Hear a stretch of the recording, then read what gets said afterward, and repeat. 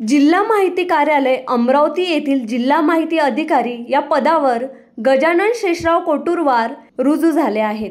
जिल्हा माहिती अधिकारी या पदावर त्यांची प्रशासकीय बदली झाली असून त्यांची दिनांक 30 ऑगस्ट 2024 रोजी माहिती अधिकारी श्रीमती अपर्णा यावलकर यांच्याकडून जिल्हा माहिती अधिकारी या पदाचा कार्यभार स्वीकारला। माहिती अधिकारी श्रीमती अपर्णा यावलकर, माहिती सहाय्यक सतीश बगमारे, वरिष्ठ लिपिक प्रतीक फुलाडी, योगेश गावंडे, छायाचित्रकार सागर राणे, कनिष्ठ लिपिक गजानन परटके, कोमल भगत, वाहन चालक हर्षल हाडे, शिपाई राजश्री चौरपगार, प्रतीक वानखडे आदी यावेळी उपस्थित होते।